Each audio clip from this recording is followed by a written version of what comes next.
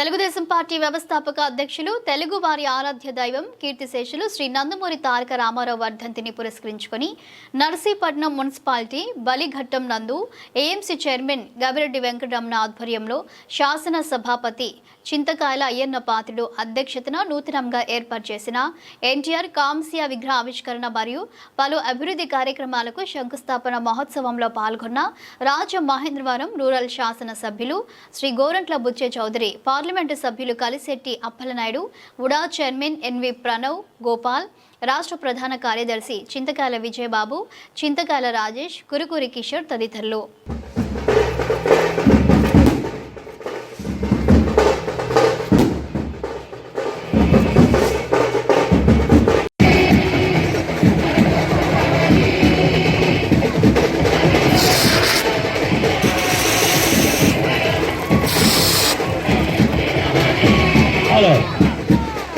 ओम गणानां त्वा गणवामहे कविं कवीनापुष्पस्तमो ज्येष्ठराजं ब्रह्मणस्पदा मानशृण्वन्नोतिभिस्तेर्सादनं प्रणो देवी सरस्वती वाजयभिर्वाजनीपति धेनामित्रयवधू श्रीमहागणाधिपतये नमः, श्रीमहासरस्वत्यै नमः। सुमुहूर्ते सावधानाय, शुभलग्ने सावधानाय, आट्वाहारशमन्तरभोः ध्रुवस्तिष्ठाभिजाजलिः विशाखाचर्मावाञ्छन्दोः मार्गाचाष्टमभिर्मृतोः ध्रुवाद्यौ ध्रुवापृथिवी प्रवाह पर्वताजिमे ध्रुवो राजा विशामयो यहे वै समाव्यधिष्ठाः पर्वदेवाविचाजलिः इन्द्रैवेह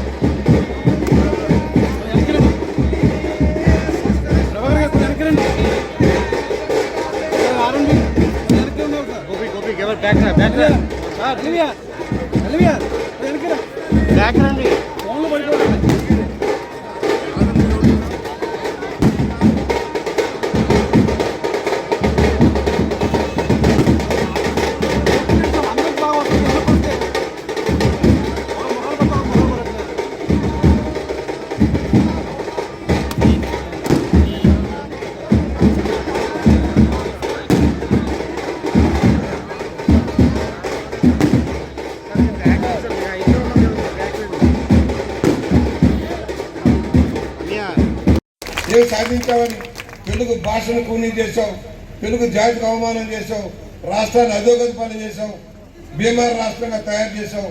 ఎందుకని నీకు మళ్ళీ అవకాశం ఇవ్వాలి? కనుక దయచేసి మనం మేల్కోవాల్సిన సమయం ఆసన్నమైంది. రామారావు గారి ఆశయాల ప్రకారం మనం ముందుకు వెళ్దాం.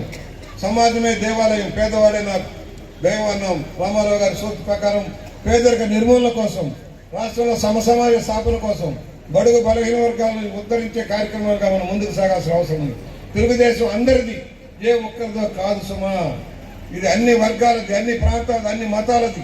మనందరం ఒకటే సమాజంలో మనందరం కలిసికట్టుగా తెలుగు జాతిగా ముందుకు సాగాల్సిన అవసరం ఉంది. రాబోయే రోజుల్లో స్వర్ణాంధ్రప్రదేశ్గా మార్చుకుని మనందరం కృషి చేద్దామని సౌనీయంగా మనవి చేస్తా ఉన్నాం. రామారావు గారు లాంటి నాయకుడు మళ్ళా పుట్టలేరు పుట్టబోరని సౌనీయంగా మనవి చేస్తున్నారు. మధురానుభూతులు మా అందరికీ. మమ్మల్ని పిలిచేవారు అన్నగారు, మా తమ్ముడు మేము వెళ్ళి కూర్చునేవాడు, కూర్చోబెట్టి మిరపకాయ బజ్జీలు పెట్టేవాడు. మాకు గుర్తున్న తమ్ముడు మిరపకాయ బజ్జీలు పెట్టేవాడు, కూర్చొని కబుర్లు చెప్తా ఉండేవాడు. ఎప్పుడన్నా మేము ఈ నర్సీపట్నం రాజమండ్రి వెళ్తే మళ్ళీ కబురు వచ్చేది, రండి అని చెప్పి. అంత ఆప్యాయత మేము పంచుకున్నాం అయ్యా. ఆయనతో చైతన్య రథం మీద కూర్చొని ఎండలో వర్షంలో తడుస్తున్న తిరిగాం, అనేక అనుభూతులు పంచుకున్నాం. నన్ను ప్లానింగ్ బోర్డు ఉపాధ్యక్షుడిగా చేసి ఆయన అధ్యక్షుడిగా ఉండి రాష్ట్రం అంతా తిప్పారు హెలికాప్టర్లో పెట్టి. అనుభవం గమనంలోకి నేర్చుకోవడానికి నేర్పింది. భాష నేర్పారు, భావం నేర్పారు, గౌరవించడం నేర్పారు. చిన్నవాడిని కూడా ఒక కానిస్టేబుల్ కానీ డీజీపీ కానీ ఒకే స్థాయిలో చూసేలా గౌరవించారు. సామాన్యుడి కులం లేదు, గోత్రం లేదు, వాడి కార్మికుడా కర్షకుడా అందాక చెప్పారు. పెద్దవాళ్ళు ఎవరు రాలా 80 రోజులు. పెద్ద గారు మీకు నాకు అత్యంత ఆత్మీయులు, చిరకాల స్నేహితులు, కడదాగా కలిసి ప్రయాణం చేస్తున్న నిర్ణయించుకున్న మా శాసనసభాపతి గారు తమ్ముడు చింతకాయల అయ్యన్నపాత్రుడు గారికి,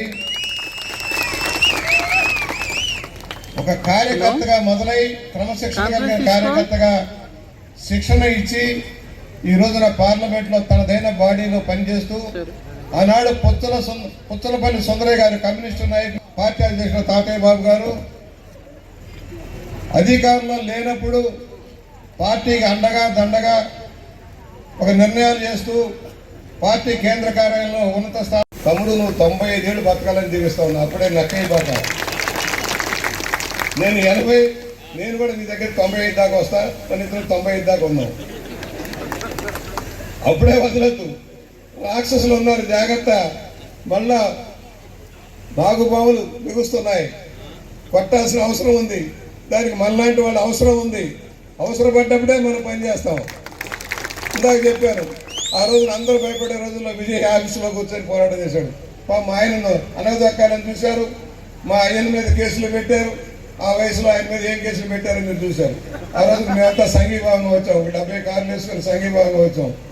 ఇవాళ ఎందుకు మేము అందగాతో ఉన్నాం? సామాజిక చైతన్యం తేవడమే కాదు, రాజకీయ చైతన్యం తెచ్చారు. దేశ రాజకీయాలనే మలుపు తిప్పారు. ఒక కూటమిని ఏర్పాటు చేసి విజయవాడలో కాంక్లేవ్ ద్వారా అన్ని కుడి ఎడమల అందరినీ ఒక తోట మీదకి తెచ్చి ఆనాడు ఒకే విధానంలో వెళ్ళి దేశాన్ని భ్రష్టుపట్టిస్తున్న కాంగ్రెస్ వ్యతిరేకంగా పోరాటం చేసి కూటమిని అధికారంలో తెచ్చిన వ్యక్తి రామారావు గారు. అలాంటి వ్యక్తి మన మధ్య లేకపోయినా ఆయన ఆశయాలు ఉన్నాయి. ఇప్పుడే చెప్పారు, పెద్దలు చెప్పారు, ఏమేమి వద్దాక 2-3 పదాలు అనుకుంటాం మనం. ₹2 కిలో బియ్యం పెట్టారు, పక్కా ఇల్లు కట్టించారు, పెన్షన్ స్కీమ్ పెట్టారు, సగం ధరకే బట్టలు ఇచ్చారు. 2-3 కాదు, సమాజానికి సేవ చేసిన వ్యక్తి. ఒక నటుడుగా భారతదేశంలో ఏ నటుడు అందుకోలేనంత ఎత్తుకెదిగిన వ్యక్తి. ఈ రోజున కొత్త తరానికి తెలియకపోవచ్చు. ఆనాటి తరం, ఆనాటి చిత్రాలు సాంఘిక ప్రయోజనం ఆశించి ఏ విధంగా చలనచిత్రాలు నిర్మించారో ఇప్పుడే సోదరులు అయ్యన్న గారు చెప్పారు. వరకట్నం, ఆ రోజున వరకట్నం కట్నం ఇస్తే కానీ పెళ్లి కాని పరిస్థితి. దానికి విరుద్ధంగా ఆ రోజునే సమాజాన్ని చీల్చి చెండాడటం కోసం వరకట్న నిషేధం చేయాలనే నిర్ణయం చేసిన వ్యక్తి, సినిమా తీసిన వ్యక్తి రామారావు గారు. ఉమ్మడి కుటుంబం కష్టాల్లో సుఖాల్లో పాలు పంచుకోవడం కోసం ఉమ్మడిగా ఉండాలి అని నిర్ణయం చేసి ఉమ్మడి కుటుంబం సినిమా తీసిన వ్యక్తి. రాజు పేద లాంటి సామాజిక ప్రయోజనం కలిగిన చలనచిత్రాలు, పిచ్చి పొలయ్య, పల్లెటూరు లాంటి సినిమాలు తీసిన వ్యక్తి రామారావు గారు. పౌరాణిక పాత్రలో తనదైన బాణీలో ఒక ఉన్నత స్థానానికి ఎదిగిన వ్యక్తి. రాముడైనా, దేవుడైనా, కృష్ణుడైనా, కృష్ణదేవరాయైనా, రావణుడైన అన్ని పాత్రల్లో ఇమిడిపోయి 4 పాత్రల్లో ఒకే సినిమాలో నటించి మెప్పించిన వ్యక్తి రామారావు గారు. కుల వ్యవస్థకు వ్యతిరేకంగా సినిమాలో ఏ విధంగా డైలాగులు పెట్టి సంఘాన్ని ప్రభావితం చేశారో మనం చూసాం. అలాంటి వ్యక్తి ఈ మధ్య మన మధ్య లేరు. 30 సంవత్సరాలు గడిచిపోయింది. గౌరవంగా స్త్రీ జీవించేదానికి అవకాశం వచ్చింది. అలాగే మహిళా విశ్వవిద్యాలయం పెట్టిన, వైద్య విశ్వవిద్యాలయం పెట్టిన, తెలుగు విశ్వవిద్యాలయం పెట్టిన, అవన్నీ కూడా సంఘం మేలైన కార్యక్రమాలు, సంఘానికి ఉపయోగపడేలాంటి కార్యక్రమాలు చేశారు. 3,500 కోట్ల రూపాయల బడ్జెట్ ఉన్నప్పుడు ఎవరైనా ధైర్యం చేయగలరా 30 రూపాయల పెన్షన్ పథకాన్ని భారతదేశంలో మొదలుపెట్టిన మొట్టమొదటి వ్యక్తి నందమూరి తారక రామారావు. ఇవాళ 4,000 రూపాయలు అయింది. కానీ ఆ రోజున 30తో మొదలుపెట్టాడు. పక్కా గృహాలు ఆ రోజున ఏమి 500 రూపాయలు ఎదురు కర్రలో ఇచ్చేవాడు. పక్కా గృహాల నిర్మాణం మొదలుపెట్టి దేశంలోనే మోడల్గా కాలనీలు కట్టే విధానానికి రంగురార్పణ చేసిన వాడు నందమూరి తారక రామారావు. పేదవాడికి పట్టిన అన్నం పెట్టాలని కిలో 2 రూపాయల బియ్యం పథకాన్ని పెట్టారు. నేను ఒక 7 నెలలు మంత్రిగా కూడా చేశాను. అప్పుడు నన్ను పిలిచి మంత్రి అప్పు చెప్పారు. 2 రూపాయల మంత్రి అన్నారు. అలాగే మాండలిక వ్యవస్థ ఇవాళ కొత్త మండలాలు వచ్చాయి, కొత్త గ్రోత్ సెంటర్లు వచ్చాయంటే మాండలిక వ్యవస్థ ఎంతో కృషి చేసి కొత్త నాయకత్వాన్ని అవకాశం కల్పించారు. ఆ రోజున బాగా జుట్టు చక్కగా ప్రణవ్ గోపాల్ లాగా ఉండేది మా జుట్టు కూడా. అయ్యన్నది నాది. ఇవాళ వటనలు అయిపోయింది. ఎందుకంటే యువకులు చదువుకున్న వాళ్ళని ఆ రోజున 82లో నేనెవరో తెలియనప్పుడు పిలిపించి నాకు బాధ్యత అప్పచెప్పారు. ప్రచార బాధ్యతలో హరికృష్ణ గారితో పాటు నేను కూడా ఉభయ గోదావరి జిల్లాలో విశాఖపట్నం దాకా పర్యటన చేశాం. చాలా ప్రాంతాలు చైతన్య రథం మీద ఆకలింపు చేసుకుంటూ ఆ జిల్లా స్వరూపాలు తెలుసుకుంటూ ప్రయాణం చేశాం. తమ్ముడు మీకు తెలియదు, తమ్ముడు రా కూర్చో అనేవాడు. ఆత్మీయంగా దెబ్బ మీద చర్చేవాడు, వీటి మీద చర్చేవాడు, కూర్చోబెట్టి అయ్యన్నా నేనంటే మరీ ప్రేమ ఆయనకి. ఎందుకంటే మేము నీతిగా నిజాయితీగా ఉన్నాం కనుక, మాట తప్పలేదు, మడవ తప్పలేదు, క్రమశిక్షణగా ఉన్నాం కనుక అందుకని ఆయన ఎన్ని ఒడిదుడుకులున్నా ఆయనకు పోరాటం నిలబడ్డాం. నాగండ్ల భాస్కరరావు లాంటి తుచ్చుడు పదవి తొలగించడానికి ప్రయత్నం చేసిన రోజు కూడా మేము నిలబడ్డాం, దెబ్బలు తిన్నాం, పోరాటం చేశాం. నిన్న మళ్ళా పోరాటం చేశాం. ఆర్థికంగా ఇబ్బందుల్లో ఉన్నారు, అనారోగ్యం పాలైపోతున్నారు. పార్టీ తరఫున కార్యక్రమాలు చేస్తుంది. ఎన్టీఆర్ ట్రస్ట్ తరఫున సహాయం చేస్తూ ఉంది, ఉపయోగించుకోండి. సీఎం రిలీఫ్ ఫండ్ ఉంది. వైద్య ఖర్చులు భరించలేక దెబ్బతింటున్న కార్యకర్తలు ఆదుకోవడం కోసం సీఎం రిలీఫ్ ఫండ్ కూడా భారీగా ఇస్తూ ఉన్నారు చంద్రబాబు నాయుడు గారు. వారం వారం చెక్కులు వస్తూ ఉన్నాయి. దాన్ని కూడా సద్వినియోగం చేసుకోండి. ఎక్కడైనా సీనియర్ కార్యకర్త దెబ్బతింటే ఆ కుటుంబాన్ని ఆదుకోవడం కోసం మనందరం గట్టిగా కృషి చేసి అన్నగారి ఆశయాల కోసం బలైపోయిన వారిని ఆదుకుందామని సవరణంగా మనవి చేస్తూ, తమ్ముడు ఒక చిన్న కోరికలు కోరుకోవచ్చా?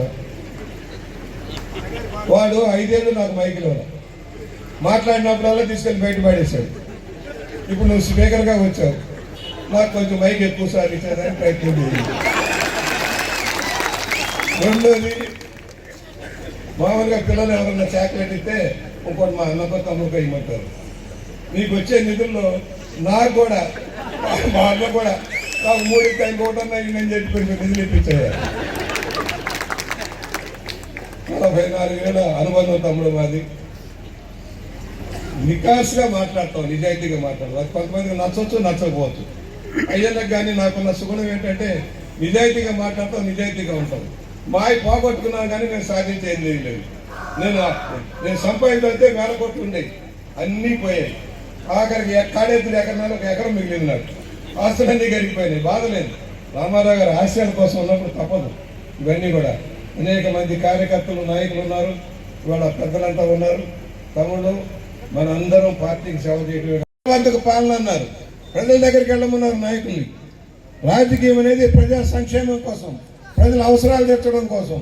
గ్రామీణ రహదారులు అభివృద్ధి చేయాలి, గ్రామాలు అభివృద్ధి చేయాలి, స్థానిక సంస్థల స్వపరిపాలన చక్కగా సాగాలనే ఆలోచనలో సింగిల్ విండో విధానాన్ని తెచ్చిన వ్యక్తి రామారావు గారు. అలాంటి వ్యక్తి ఎన్నో సంస్కృతి తెచ్చారు, పరిపాలన సంస్కృతి తెచ్చారు. ఈ రోజున మన మధ్య లేకపోయినా ఆయన ఆశయాలు ఉన్నాయి. ఆశయాలు కొనసాగిస్తున్న తెలుగుదేశం పార్టీ. ఇవాళ ఎన్నో కార్యక్రమాలు అవుతున్నాయి. రాష్ట్ర విభజన వల్ల నష్టపోయాం. మీకు తెలుసు, ఒకప్పుడు ఉమ్మడి మద్రాసు రాష్ట్రం చాలా మందికి తెలియకపోవచ్చు. మద్రాసు కేంద్రంగా దక్షిణ భారతదేశంతో ఒకే రాష్ట్రంగా ఉండేది. ఆ రోజున మన పెట్టుబడులన్నీ మద్రాసుకి వెళ్ళిపోయినాయి, కోయంబత్తూరు, మదురై లాంటిది. రాష్ట్ర విభజన కోసం పొట్టి శ్రీరాములు గారు ఆత్మ బలిదానం చేసిన ఫలితంగా భాషా ప్రయుక్త రాష్ట్రాలు వచ్చినాయి దేశంలో. దానిలో ఆంధ్రప్రదేశ్ వచ్చింది. కానీ కర్నూలులో రాజధానిగా మొదలెట్టి నైజాం కూడా కలవడంలో మనం